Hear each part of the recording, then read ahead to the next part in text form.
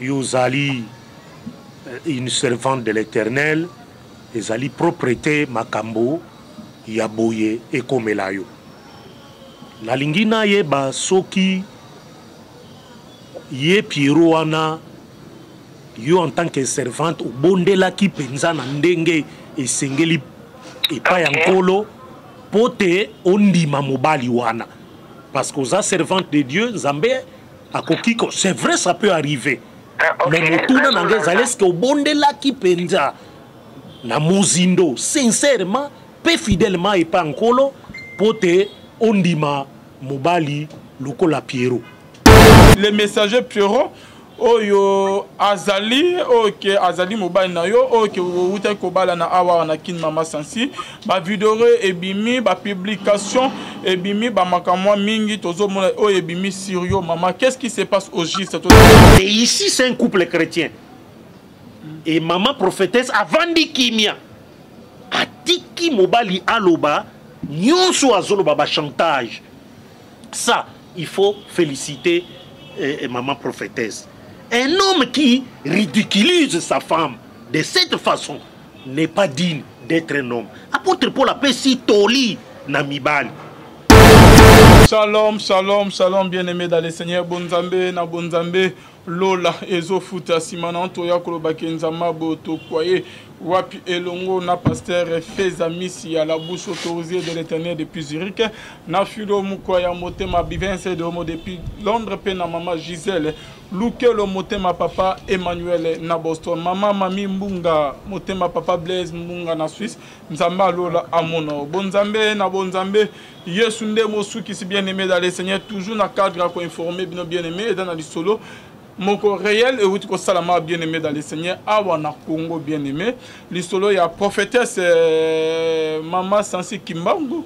Moi, na Poto, na Londres, na Allemagne, maman, il y a Allemagne, visionnaire de l'église, Sycomore de vie bien aimé dans les Seigneurs, Aya Apeko Sala, ba séminaire, ba activité en akin bien aimé dans les Seigneurs, et le connu comédie, Maman Sansi Kimbangu, bien aimé dans les Seigneurs, Oyo, il y a Allemagne bien aimé. Qu'est-ce qui se passe bien aimé dans les Seigneurs? Na lingaki avant que tu kota na émission na biso, to benga maman Yemoro Sansi Kimbangu, et le connu akutani nango, bien aimé dans les Seigneurs, Awawa Anakin, bien aimé dans les Seigneurs, Tozo Benga, Maman Sansi Kimbangu, parce que Mikolo Ada Anakin Tazonga déjà Allemagne, même à Kamibimi Awawa.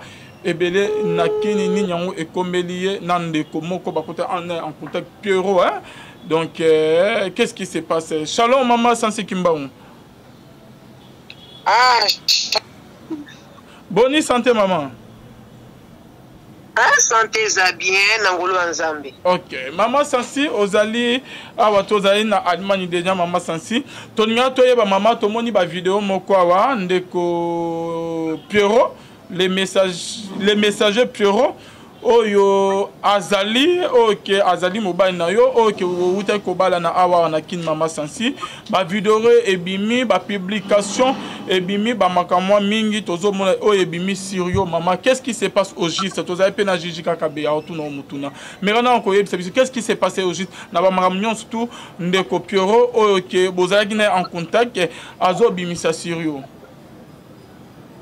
En tout cas, pour Nangaï, ma problème est zaté. Papa Pierrot a sala qui réchite. A sala qui réchite tant que Bobala na mobali, Kouti Kaye n'a pas cité. Papa Leki na bangwa zalaki présent et puis Nande Komoko place zalaki wana pe baebani. Zaki prévu. L'hôpital déjà à qui ma hôpital. Dans le baki ba soyer, baki neno. Maintenant, aux autres, réussite, maman, faut préciser que réussite en yanini. Ba malade des bébés. Abelaki, abelaki mutu, abela mutu kala. Donc abela mutu kala, sikoyo, ça le kola ezongi mo muke. Donc après le baki, natindi ba lever, ngana routine ba lever, te papa. Na routine ba lever comment? La routine va lever pour la joie nini, pour les lots nini. C'est ça. Mais ça un problème naïf.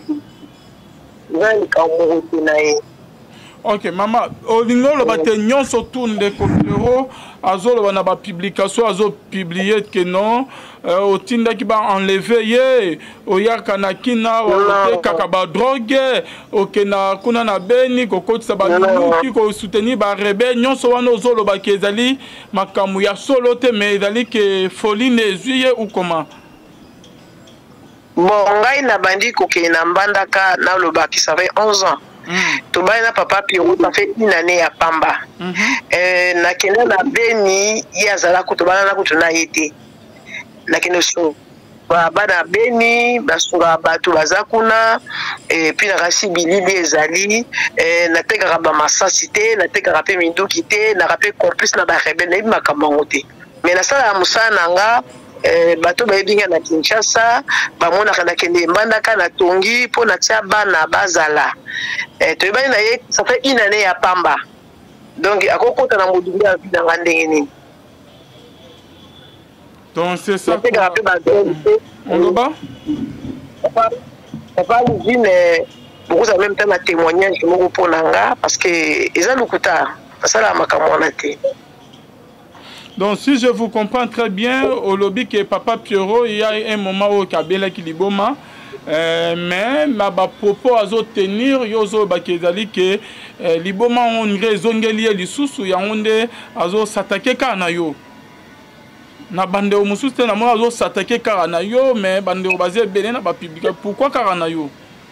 Oui, kanga. Non, azo t'attaquer la batte, a o t'attaquer azo ko take pe na bato ebele comme na maman na ye moko asetaka ki na bato ebele pe mais plus de avant de parce que nga pe na pe ya rapport na ye donc na pe ya rapport na ye d'esprit on ko linganga te donc azo take sur nga mingi bazo aider spirituellement physiquement donc mon goût est tellement réalisé donc atie vraiment habitué que ya manzaka mais nazo koneka ko prier pour na ye.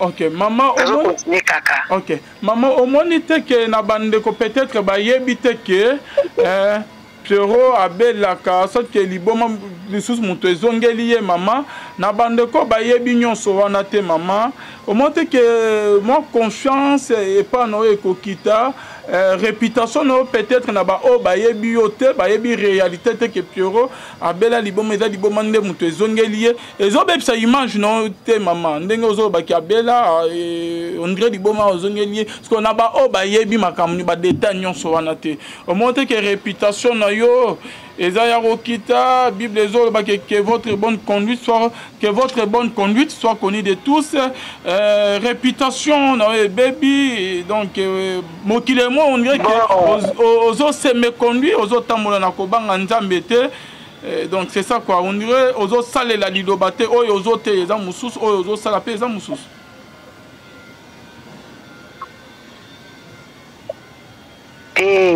Papa le film le côté qui n'est qu'imbango solo qui n'est qu'un malembe me koma kaka nzamba za na contrôle et bébate pour gagner mutabungisa oye baby et bébate pour bibe lobby baloba mabe be bakutango te et bébate.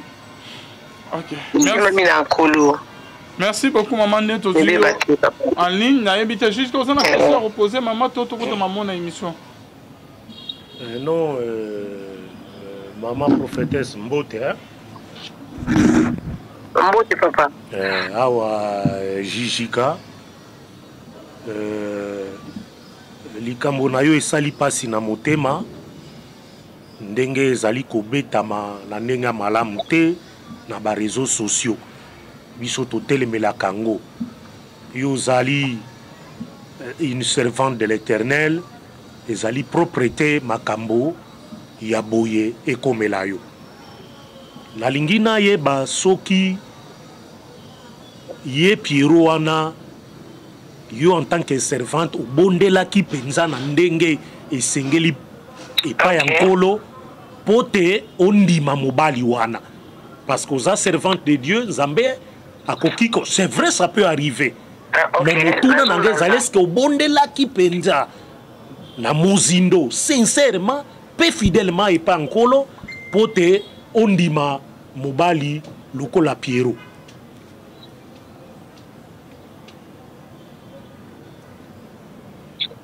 Allô?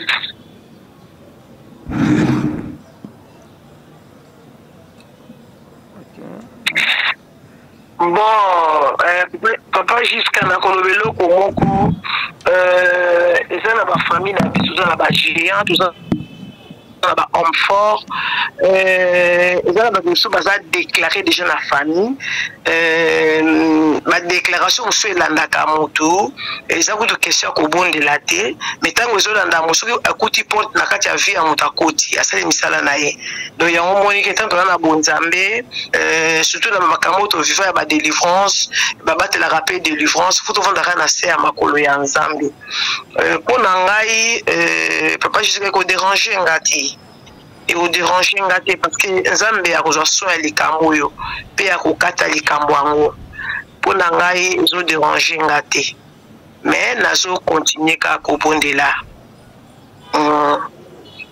parce que bato mosusu bazali soki alingi achange nzela na ye destination na ye akolingi akitisa mosusu mpo ya mata mais tokoprofite te okitisa moto osambwisa motu mpo okende kote mosusu mie ekende na yo na malembe me kosambwisa motu te ntango kosambwisa motu tokosamba mpe na miso ya nzambe tokobanda ngo na se awa na se pone tozosala efutami na biso moka awa. En tout cas, merci beaucoup la servante de l'Éternel. Nandenge o yambi appel na biso tozo ko basiko na émission olobi jijika. Bon, on tourne zalaki parce que quelqu'un qui souffre des nerfs, hein, Moutouabe Lakamutu, mais qui raconte des faits sur un individu, n'a évité parce que Moutoyo, psychologiquement parlant, Moutaliboma lo babilo kwa mona kape ayokaka. Il ne peut pas de lui-même raconter makambukaka o ekoye la ekaka boy. Souvent ezalaka ndengwana te. Alors, comment, selon yo prophétesse, Ndeko Piero peut sortir babiloko aussi grave au sujet na yo? Ça vient de lui-même. Pour Nayo, il y a eu des contacts moko na bato moko yo balingi yote ba profita ki koye bisaye yango pote ya panza ndenge azali ko sala chantage pour Nayo. Bon ayebi te parce que doit ba ngome belé hein. Ba ngome belé ba ko peut profiter ne le papa Jijika bakoti kotindike na maloba loba boye sala bozongisa boye mpona kobebisa oyo nzambe atie kati na nga mais naza na obanga te yana kokosa nzambe c'est ça vraiment. Ok, merci beaucoup maman totiki yo kasi to meke mpe kosolola na Jijika nde Jijika alobi atouché point moko hein alobi que est-ce que ça vraiment que Papa Piero abeli liboma ya solo to azo sala makambo azanango conscient pona ke abebi sa réputation na yo to azo se venger na yelo comment on ne sait pas tozo yebate est-ce qu'avant que kombo potana kite ka ke mbala moko boye tozo se poser ba question mo ebele notre potana kite et c'est un problème qu'il faut pas que tu aies na CNPP des bazwa qui est. Mais tout pour t'en quitter papa. Le problème on est limite que non yono otinaki ba enlever et na ba bureau de et bima était que bazo meme na CNPP. Mais il y a zo le bilan na France wana mais na ça c'est na zo pour papa leki na bango azalaki wana. Ah OK, papa leki na témoin. Ouais, papa leki na Didier azalaki wana. Ezalaki te ki bato mosusu papa leki na ye et puis chauffeur nande kopé ba yebana na yo pour yebier papa mboma azaki wana donc ezaki comme on lever te na éviter tant sous esprit wana balingi alonga pembe na pas aux délivrance c'est ça la sens wana. OK, merci beaucoup maman. Pour ça récupérer. En tout cas, merci beaucoup. Ce qui est réalisateur à Roïde Bisoto Merokotia, bah ma vidéo les temps que tout sur la peine à Jijika. Merci Nandenge au PS Bisota non maman Sansi Kimbaum. Problème est pas pendant la pambola pilo. Merci. Cherche à me tuer depuis dimanche elle a manigancé mon assassinat. Mais je suis raté. Maki Mbangu, na salo ma bête. Randi, na salo ma bête. Na yibelo no morote. Mais aujourd'hui na bato banda obanda obundisa na ndenga butu no finanga kingo. Na yebisa mona ke yo na bato bo finanga kingo. Olobelo morote. Mais ozo na pas bénito oboma. Na kufate. Elle ça va en marque comme sous la car. Na kufate. Na kufate. Donc pour yo au Congo, c'est comme église na Congo, faut sacrifier batou, au sacrifier nga okosi.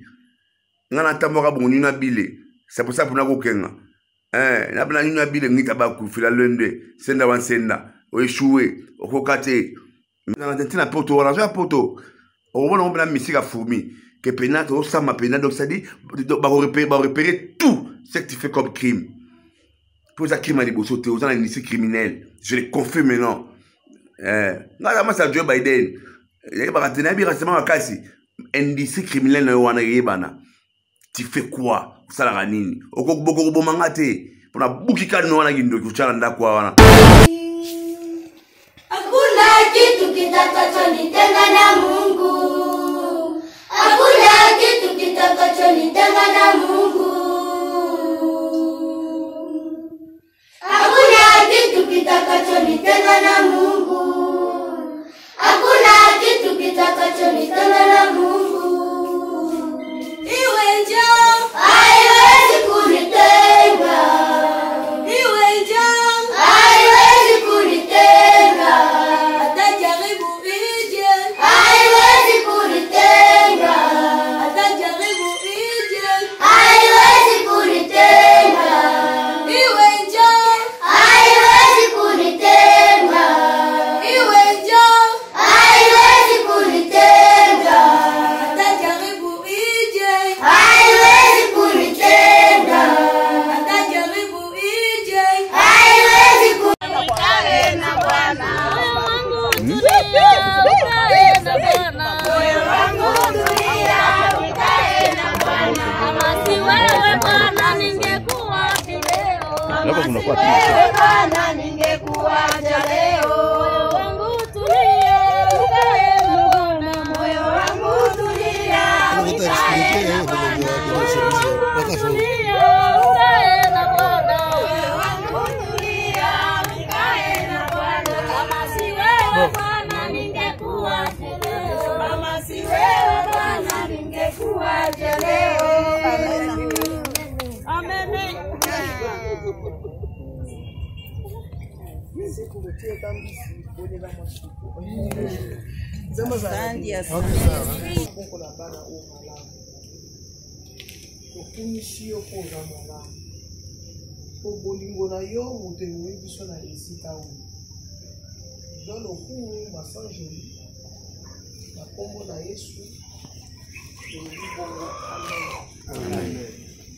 Salango na ba mama na biso. Ubafanyie vile ba mama yetu hapa. Pesa bango esengo na mitema na bango. Ubapatie furaha ndani ya roho zao. Na kombo ya mwana na Yesu. Na kwa jina la Bwana wetu Yesu Kristo. Tolobi bongo amen na kupeta maboko.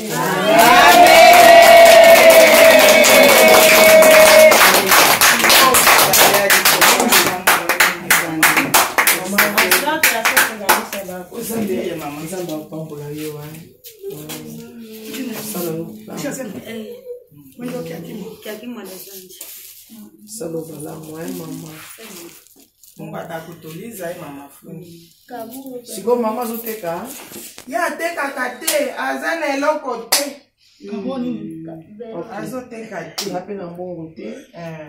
Na kabula mama ke mama zo oyo Okay. Kapitale. Mama yo bezo. Kapitale bali. Mungu wa baba. Mama na biso ya bébé. Mbongo esimi. Kapitale ile nyafundi wakalika matemo kuonyesha nini?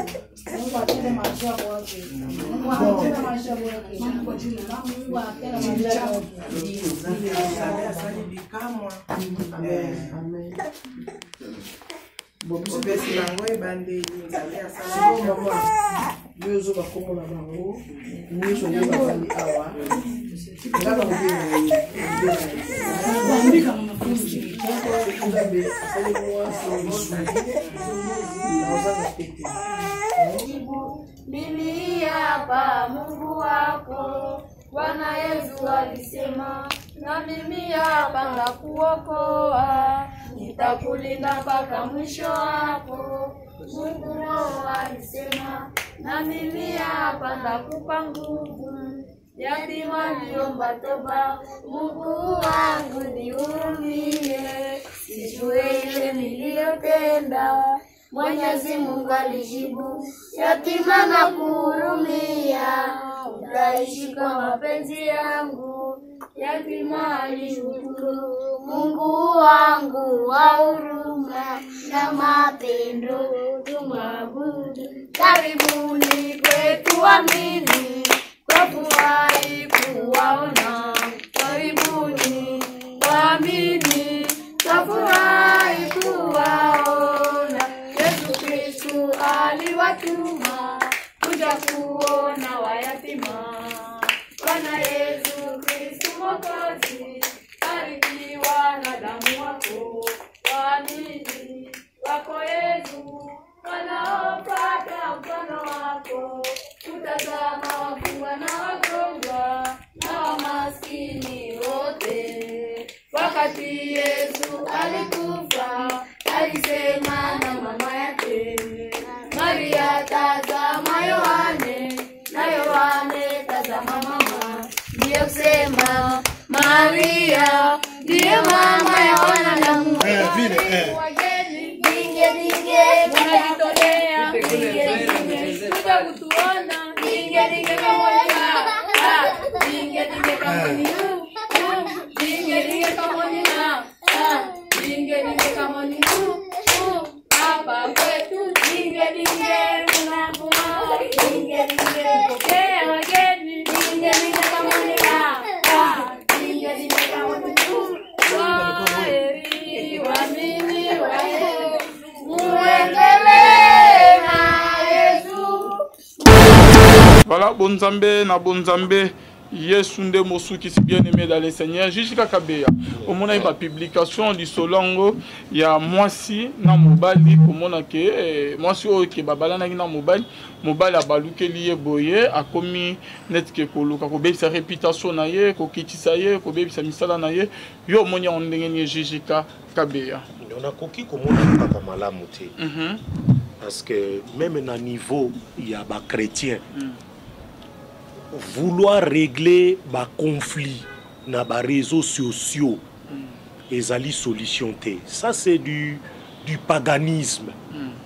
Et ça babilo komoko ekoki kozala toléré te. Ezali kamo ezali privé, likambo etali bolingo. Origine nango toyebi te, mais d'après ce que la prophétesse auti koko dalisa biso awa, problème des nerfs. Bon, il semble que c'est un vieux problème déjà. Il y a santé ou il y a Zalakanango. Est-ce avait-il été pris en charge auparavant, avant Bakuta na la servante de Dieu? Et Nininde provoqué Ango. Du coup, Moutou et Bandiko Salaye, et puis à Zouakilo et Kosala chantage Joana Sali. Et puis bon, il faut écouter également l'autre son pour n'akoyer le côté il y a Pierrot et tout ce que et les personnes qui ont été témoins na makambo wana tango ikomelaki pour n'ako koyeba son mousous. Mais ce qu'il raconte, ils ont humilié complètement la servante de Dieu, alors que Ezali likambo ya bolingo. Donc, ce sont des choses qu'il faudrait absolument condamner. Les chrétiens savent comment résoudre les problèmes na bango. Il y a des responsables à niveau église. Il y a des aînés qui sont à niveau église, auprès de qui il faut qu'aucun dépend na bango, qu'opposer problème. na niveau ya organisation mususu l'autre fois au bétail du solo il y a nyoka ceux qui mobile na mike to me peu ko tambala moko bon par rapport à ce que on est d'ailleurs que todo supposer que liboma bona boy effectivement tout ce qu'on est na angle mususu c'est bazana na bango bien mobile alingi ke abebisa misala maman bon ce qui na koti na angle wana na cadre ya bolingo parce que lobi mobile na ye mon maman ye babalanaki boyina boy OK babalanaki na ba condition yo bango bayebi mais c'est que moi je voudrais insister davantage ezali na o etali bolingo ya mwasi na mobali ndenge na Genèse ekomami na Genèse chapitre 2 na verset nango na misalinete misu na ngai ezali na mwa pokoso nauti kobela lineti na ngai misu eza lisusu na mwa nini lisusu te alors naza ko fournir pas mal d'efforts pour na komeka kotanga en principe quelqu'un devait nous aider à lire ce qui otali na chapitre na pesi wana Genèse 2 verset 23 mingi bayebi yango déjà mais namonaka que beaucoup bazaka na révélation sur passage wana te lorsque dans une verset 23 et l'homme dit voici cette fois-ci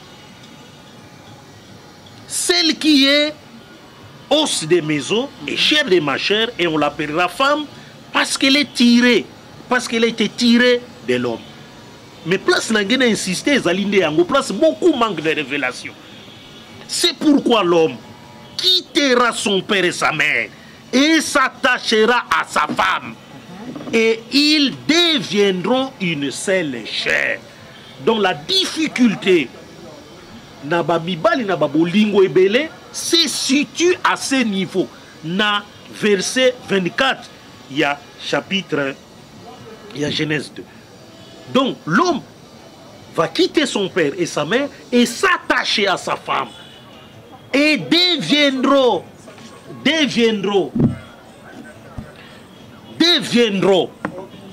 une seule chair, une bakozala mutu moko. Lorsqu'on n'arrive pas à saisir, à comprendre la révélation qui est cachée dans liloba oyo, ezali pasi mingi et kozala toujours na ba difficulté oyo tozali komona. Chantage eza malamu te. Mobali esengeli alinga mwasi na ye. Nakei na Ephésiens 5 pour na kolobela o etali mobali ndenge apôtre Paul alobi na Timothée na ba Ephésiens toli apesaki nazwi kaka côté ya mobali mingi na insister côté ya mobali parce que ce que l'on voit ici na lisolo oyo maman prophétesse alobité elle est restée calme mais c'est plutôt mobali nde muta osala ba chantage mwasi oyo lingaki oye kokota na vie na ye lelo okomi kobimisa maloba malamu te sur mwasi wana et qui ne répond pas qui ne réagit pas parce que na basi mususu toyebi me kozala mbeda mbika arvine kozala mbeda mbika ulobi boyo yepe alobi lobi boyo alobi na yebi lisolo ya concert na biso moko aza na Suède na mobali na ye omonaki mbenda mbika mobali alobi boyo mwasi aye koloba mobali alobi boyo mwasi réseaux sociaux mobimbe kangami kaka na eloko wana bango bayebi nzambe te mais ici c'est un couple chrétien et maman prophétesse avandi kimia atiki mobali aloba nyonso azoloba ba chantage. Ça il faut féliciter maman prophétesse. Un homme qui ridiculise sa femme de cette façon n'est pas digne d'être un homme. Apôtre Paul appelle si toli na mibali alobi bien nake na verset na 25 na Ephésiens Marie, Marie, aimez vos femmes comme Christ a aimé l'église et s'est livré lui-même pour elle. Voilà comment est-ce que Paul compare bolingo ya mobali pas moi si. Ça, c'est ce que le monsieur Pierrot il fallait azala nango na motema naye, na esprit naye, na ezaleli naye. Ya kolinga la prophétesse boye bamibali nyonso qui crée des problèmes avec leurs femmes. Zibula makutu, fongola matoi, yoka. Voici, yo mutolobi oza chrétien. Écoutez ce que l'apôtre Paul appelle si toli na mobali, mibali nyonso.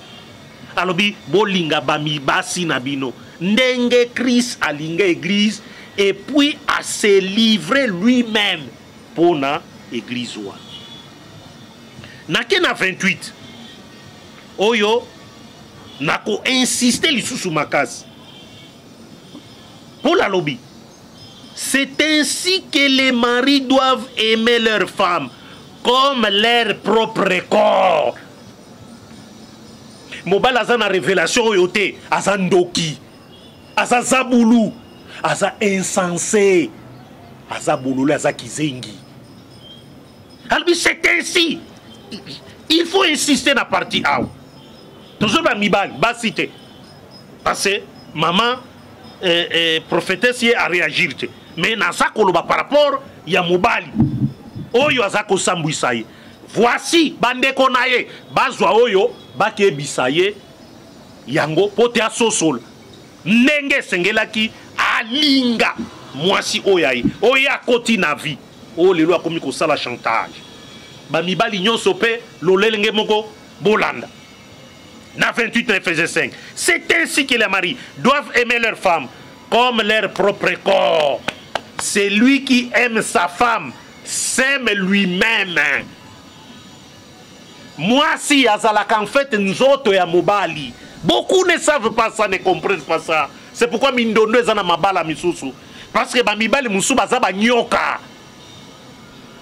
Serpent ancien denga ya kobebisa via Ève. Voilà. Esprit et animaki ne copiero. Aïe ko troublé parce qu'il manquait la révélation, notamment ce que je suis en train de dire là-bas. Kolinga mwasi lokola nzoto na yo. Mibali nyonso faut baye bango. La femme oyo bali c'est ton propre corps, c'est ta propre chair. Ndenge omilingaka linga pe mwasi na yo ndenge wana. Bah continuez les sous-solobika. Jamais personne n'a haï sa propre chair. Nani haï na kanzoto na ye. Nzoto na ngaba na uti kubela makasi, c'est vrai, mais na zo sala tout que na sango synthèse la malamu. Personne n'a haï sa propre chair. Mais au contraire, il la nourrit et en prend soin comme Christ le fait pour l'église. Parce que nous sommes membres de son corps. Critique n'a pas ça qui na Genèse, c'est pourquoi l'homme quittera son père et sa mère et s'attachera à sa femme et les deux deviendront une seule chair. Il y a un mystère dans le apôtre Paul le Bible. Ce mystère est grand. Je dis cela par rapport à Christ et à l'église. Verset zebele ndeko nangai Alvin. Nakoki kokene na Colossiens 3. Ici, on insiste également. Dans verset 19. Yoka kuna ndenge balobi. Ici, l'apôtre Paul a lobby très bien. Na mibali, nazorba mibali, nazorba basite, nazorba mibali. Alobi Marie, aimez vos femmes et ne vous aigrissez pas contre elles. Voilà. Bisi kandeko Piero akoei. Ne vous aigrissez pas contre elles. Linda mwasi na yo. Mais kolukela e kozala aigrissé loko moko ya bienté. Ya bienté. Ozomona, ya bienté okomi komona ngo lokole loko moko ya malamu te. Ozomona, okomi komona ye mabe. Voilà ce que Pierrot a sali. Akomi komona mabe. Ozomona, ne vous aigrissez pas contre elle. Olingi mwansi na yo. Pourquoi ko aigri? Pourquoi komona esiko mabe? Tango linga ki mona ki mabe ango avant. C'est maintenant de komona mabe ango. Voilà ce qui était dit ici. On a insisté sur yango parce que on a compris ici, l'apôtre Paul avait compris que bamibali mususu à un certain moment bakomaka on dirait na dégoût ya mwana mwasi. Pourtant il avait aimé. Pourtant sungaki, pourtant salisaki na makambo ebele. Bolingo ezalaki makasi na début.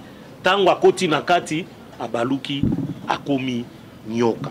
Écriture mususu ezali ya suka 1 Pierre soko lingina suka la on avant opesa obanda kotuna motuna na yo apôtre Pierre pe apesi motuna conseil moko ya malamu na 1 Pierre 3 verset 7 a insisté rapport entre moi et Mobala. Marie, montrez à votre tour de la sagesse dans vos rapports avec vos femmes. Ce qui a manqué na Pierrot, c'est ça. Sagesse. Na rapport de na maman prophétesse. Beaucoup d'hommes mariés manquent cela, de la sagesse. Il faut avoir cette sagesse-là. Abakissi Albi, comme avec un sexe plus faible. Maman prophétesse, c'est une femme. Azali sexe faible. Il faut de la sagesse pour savoir qu'on a un rapport naïe. Mais mobali naïe, asali malamote. Et Babakissi Lissouzolbikabi, honorez-les. Il faut honorer la femme. Ces hommes qui ne sont pas honorés les femmes, qui au contraire les détruisent, le col à eux, comme on a dans les réseaux sociaux. Mais c'est que M. Ndeko Piro, il faut condamner ça. On parle ici de les honorer. Honorez-moi Sinayo. C'est ce que l'apôtre Pierre dit. Honorez-les comme devant aussi hériter avec vous de la grâce de la vie. Qu'il en soit ainsi, en fait que rien ne vienne faire obstacle à vos prières. Ce qui m'a honoré moi Sinaïté. Voilà ma obstacle où il y a ma prière. Difficulté concernant ma prophétesse. Voyez comment elle est salie. Voyez comment elle est humiliée. Nani a kondi malisus. Nani a kopesi sous confiance. Oye biba congolais na matongi. Na lichio. Akolobe susu nini. Yena mobali na lobi kateka barme na beni. Akolobe susu nini. Yekutu mobali na lobi azalaka boye. Akolobe susu nini. Et cause la humiliation. Satan est entré. Justement, Satan est entré. Nanzela ya Pierrot. Pour nous détruire Misalame. Pour nous détruire l'activité. Alors que l'homme en question devait justement avoir cette connaissance. Il y a parole de Dieu dans 1 Pierre 3, 7. Oh, yo d'abord, il y a cause à un rapport. Il y a malam avec sagesse dans mon Sinaï. Et puis qu'on honorait. Ce qui a sali, et ça m'a bien ma case à honorer moi Sinaï. Et beaucoup d'hommes sont comme ça. Ils n'honorent pas leurs femmes. Moi, ça comme il est méchant vers la femme. Alors que la Bible dit, il faut l'honorer. Il faut qu'on misaye. Tango nyon chéri, obimi kitoko lelo, maman zabke, et vraiment misuno, mbebona, maman, elle est l'ouvre. Quelle jolibilité! Quoi. Les femmes aiment ça, aiment être honorées, louées.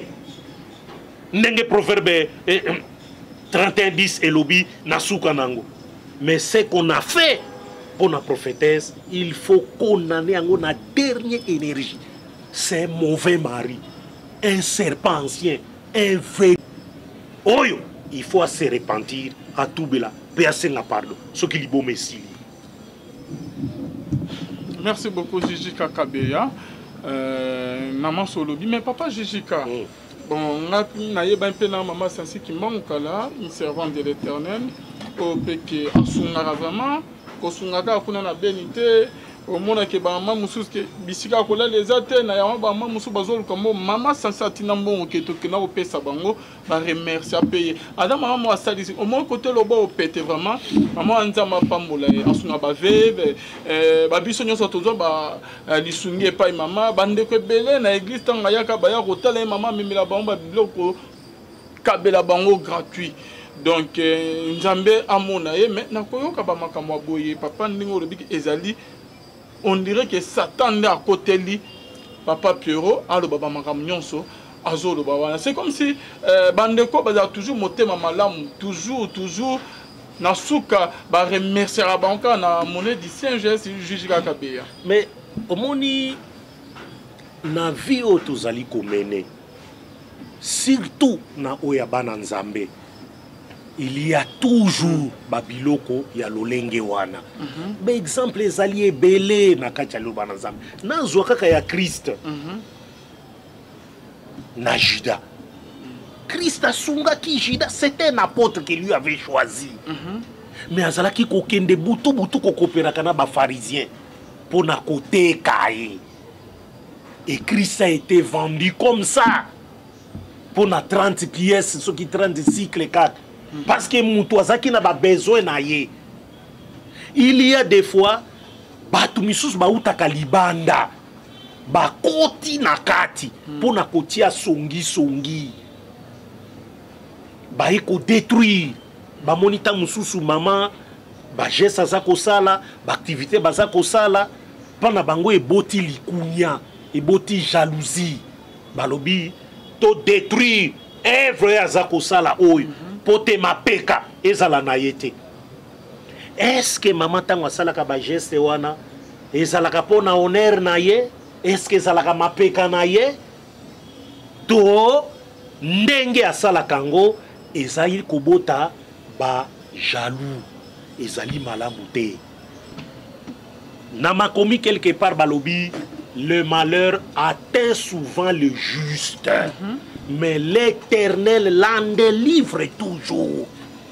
Ce que lingo ta la foi na yo, ta la tango ba malheur eye la kayo.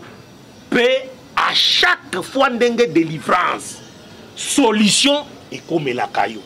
Voilà la vie d'un enfant de Dieu. Et ça la vie moko en ligne droite était. Et ça vie moko et ça na ba embûche ebele, na ba kwak ebele, na ba méandre ebele. C'est pourquoi Christ a lobi. Celui qui persévérera jusqu'à la fin sera sauvé. Et ça, quand la persévérance au yozali nango, kuyi kampiko, na babilo kwa boy, basi mususu, na pesa ki na uti kolobela yowa, tout mon aki yango, moi si akolobabo mobile, vidéo sur vidéo. O barba ondenge ba komolo ba mikolo na politique et pas ba kinois, pièce contre pièce, vidéo contre vidéo. Soki mama kimbango azalaka mwasi ya lolenge molenge wana unga koka ke ndenge pero alobibo mama paleki kote na tumbi bande kwa famille ya Piero batumbi mama pe ke kote na zui bande kwa famille batumbi pièce contre pièce guerre contre guerre finalité nango ezanini vanité de vanité tout est vanité mama nenga zui option na ya opter pour une option à sagesse, c'est-à-dire il y a tranquillité, il y a calme. Alobi ke nzambe nde abundelela ye. Ah, lokola confiance na ye za pa nzambe. Ndenge makomelobi, mets ta confiance à l'Éternel. Recommande ton sort à l'Éternel et mets ta confiance à lui. Et au comment la solution évidemment à sali par moko ya malamu ya boanya.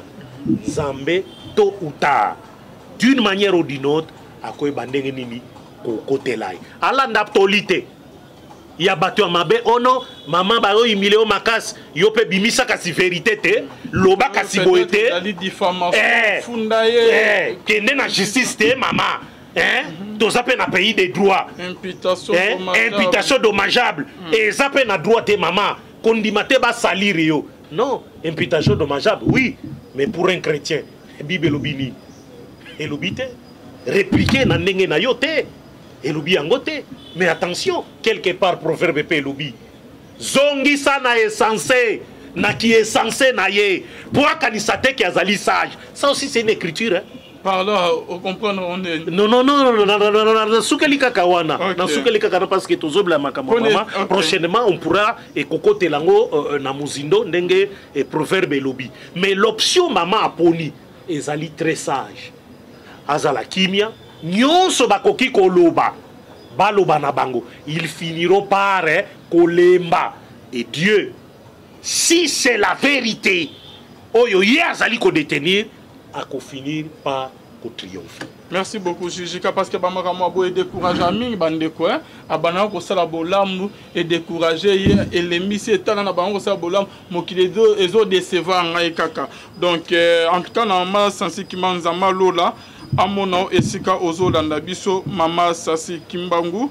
Donc koba toujours na ko sala bolam nzama lola a refuta Jijika oko ba kisa sous elo nini ba parce que na blo abo mama ko peut se décourager ninga sunga ba veve ninga sunga ba ndeko ba oke bazangi asala bango bolam toujours ezo balukile bazo balukile na ndengi moko ya mabe. Donc déception mo ko peut o lemisa mama qui a continuer na ko salela mokili bolam Jijika il y a zali servant de l'Éternel a koki ko se décourager té parce que ba commérage ba calomnie il faut eya et pas bananzambe ezali ba épreuve.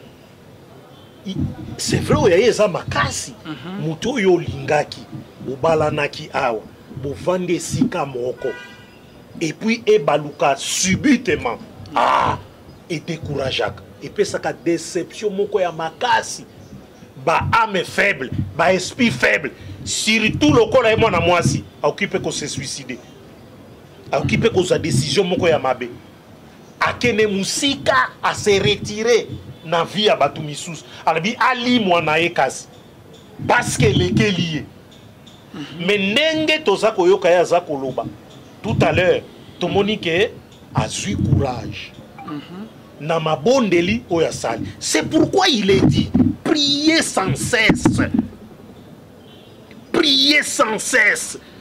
Baka ya makasi ya boye esenga kabalo sam na Getsemane Christ tango azalaki kokende pona kokutana na liwa amemaki ba apôtre misato ye akenaki kobondela tango asilisake akutaki bango balali ayebisaki bango nini alobi bobondela pona nini pona bokoya na tentation te bobondela bo veiller veiller et prier pour ne pas tomber dans la tentation.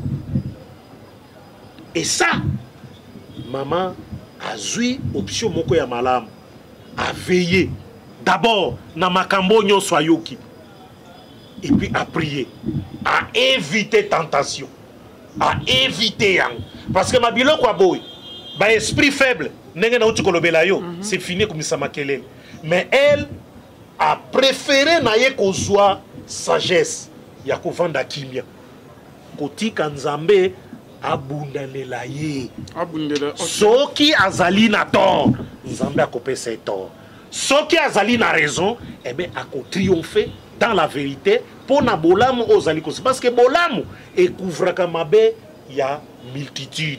Continuez comme ça la bolamu.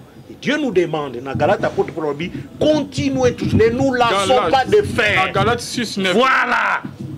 Car nous moissonnerons au temps convenable. Merci. Merci beaucoup. Merci. Jijika Kabe, merci na maman Sansi Kimbangu, Azo Landabiso, Nzama Lola Monayo. Donc, Bible Pezo Loba, Naba Moma Boisengeka. Koluka kobele la nzama lola koluke lungina ye nzama lola robundela yo na psaume bazo psaume 28 bazo ba que ceci s'appuie sur leur char. Nous invoquons le nom de l'Éternel Dieu notre force. Donc belela komo ya nzambe o ya zamakasi na nzama lola akolongi sope akobundela. C'est la fin de notre émission. Merci de nous avoir suivis.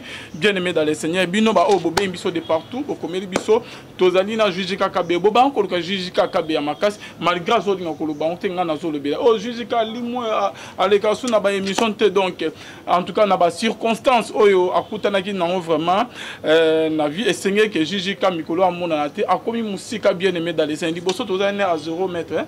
Ba voisin tozo kuta tozo sa ba émission en tout moment bien-aimé dans les Seigneurs. Mais Jijika suite peke musala et silaki donc Jijika pour être clair ba bengana ki na ndok place abana ko foutela bien-aimé azala suna garantie ya ko continuer makoki a ko ma ko foutela place azala ki te garantie silaki yango ba bengana ki place azala ki yango ne bozo mona mikolo te Jijika komi musika o komi oteni Jijika parce qu'on a comme un boudi hein. Namboudi vraiment musika na kachukuna donc na ba transport mikolo pe ke place ba ngosa musale ezate ba difficulté za moi mi mais yo ozandeko osepe na ba émission na biso osepe na jijika kabe ya bien aimé dans le Seigneur pourquoi pas que occuper ko sungaye na makokinyo sto ozanango en tout cas me kozongela biso na centre ville mbonga garantie vous sala bien azongela biso na centre ville to ko mokuta na bien aimé to sala pe ba émission neto ba ngosala en tout moment bien aimé dans le Seigneur donc nayebi ke avec jijika ko lobate menga quand même na lobeli yo loboko moko et sokola elongité bien aimé et moi informant dit faut c'est na ba émission jijika na musalo ke to banana ye nangande na lana lokolo na ye yaza ene kulutu na nyonso tout donc abana pe ba émission ki bonzambo liboso na biso donc biso ne to landié to koma lelo o to komino mais et kozala vraiment bien au sepena musana biso la voix céleste jijika na biso na rozinga ke o soutenir jijika na ba moment oyo ke azolekisa moment ya ba vache maigre bien aimé dans le Seigneur et kozala bien makasi to mona na ye mingi ya kosolo les ali mais c'est pas important que le baron liboso a caméra mais nzama lola toucher mitema. C'est la fin de notre émission. Juste au petit numéro non ya contact. Numéro nanga plus 243 85 152 79 31. Voilà numéro nangai pour ceux qui ont bakolinga ba suggestion ba critique surtout za rappeler donc toboya ke l'autre côté na mona ba message la kanga ebele ba matin ebele bato batinde la kangai bon natanga kango kaka et utaka de partout et natanga parce que qu'est-ce que vous voulez zanenge nanga ko yamba nyonso. Merci beaucoup. Bote nangai na merci dimisha mama malamu mama nanga Adolphine Komesha na papa Mathieu de Mudingai na Londres na bana nyonso bakoko nyonso bazakuna Sylvie Ngungu na Texas na États-Unis na bino nyonso bozali kuna na pesi bino mbote mingi pe kimezala na bino naza koluka mutu nanga moko me naza komona lisusu te évangile gratuit naza koluka Simon Pinto silence ça makasi likamonene na bandi ndenga alandi boye na bandi asekipe ndenge na tunie boye aseki mbala moko kimezala na bino nyonso.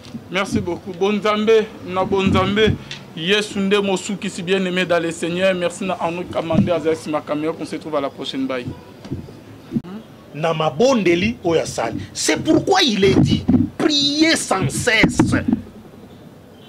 Priez sans cesse. Baka ya makasi ya boye. Esenga kabalosam.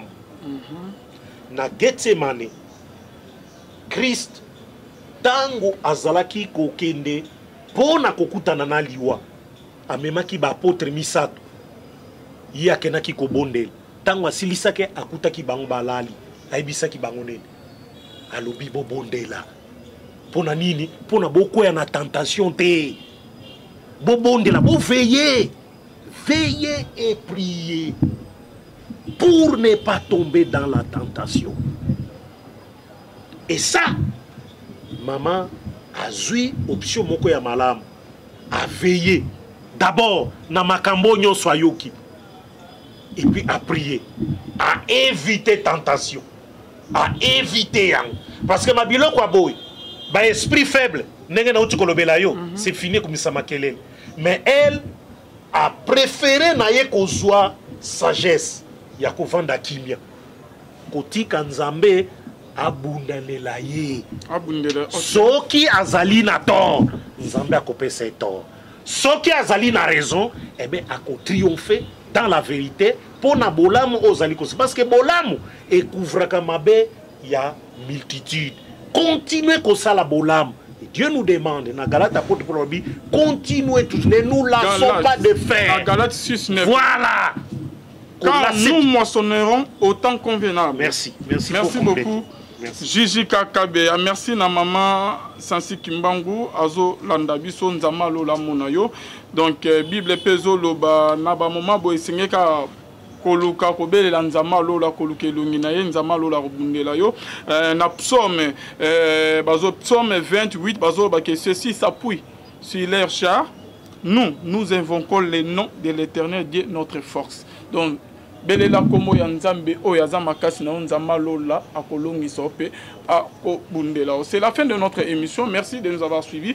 Bien-aimés dans les Seigneurs, bino ba obobe biso de partout, okomeli biso tozali na Jujika Kabe boba encore que Jujika Kabe ya makasi malgré azoli na koloba on tenga na zo lebela. Oh Jujika limwa aleka su na ba émission te donc en tout cas na ba circonstances oyo akutanaki na vraiment na vie esengé que Jujika mikolo amona na te akomi musika bien-aimé dans les Seigneurs. Liboso tozali à 0 mètre hein.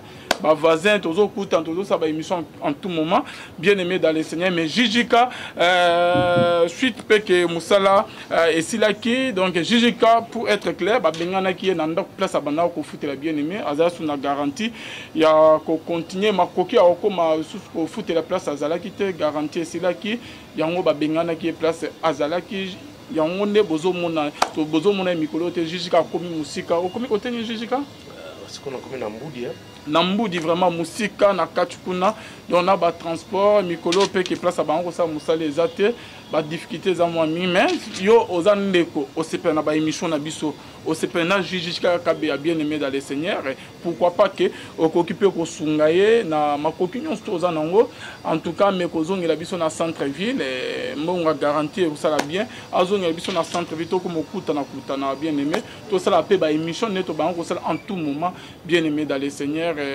donc nayebi ke avec Jujika ko lobate menga quand même na lobeli yo loboko moko et sokola elongité bien-aimé et moi informant bifo c'est na ba émission Jujika na musalo que to banana ye nangande na lana lokolo na ye yaza ene kulutu na nyonso tout donc abana pe ba émission ki bonzambo liboso na biso donc biso ne to landié to koma lelo o to komino mais et kozala vraiment bien au sepena musana biso la voix céleste Jujika na biso na rozinga ke o soutenir Jujika na ba moment oyo ke azolekisa moment ya ba vache maigre bien-aimé dans les Seigneurs et kozala bien makasi to mona na ye mingi ya kosolo les ali mais c'est pas important que le baron liboso a caméra mais nzama lola toucher mitema. C'est la fin de notre émission.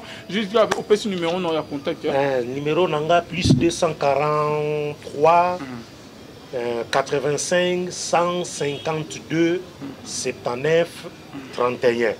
Voilà numéro nangai pour ceux qui ont ba suggestion ba critique surtout za rappeler donc toboya ke l'autre côté na mona ba message la kanga ebele ba matin ebele bato batinde la kangai bon natanga kango kaka et utaka de partout et natanga parce que qu'est-ce que vous voulez zanenge nanga ko yamba nyonso. Merci beaucoup. Bote nangai na merci Dimisha mama malamu mama nanga Adolphine Komesha na papa Mathieu e mudingai na Londres na bana nyonso bakoko nyonso bazakuna Sylvie Ngungu na Texas na États-Unis na bino nyonso bozali kuna na pesi bino mbote mingi pe kimezala na bino naza koluka mutu nanga moko me naza komona lisusu te évangile gratuit naza koluka Simon Pinto silence ça makasi hein likamonene na bandi ndenga alandi boye na bandi asekipe ndenge na tunie boye aseki mbala moko kimezala na bino nyonso. Merci beaucoup. Bonzambe na bonzambe Yesu nde mosuki si bien-aimé dans les Seigneurs. Merci na Arnaud Kamande Azasi Makameo qu'on se trouve à la prochaine baille.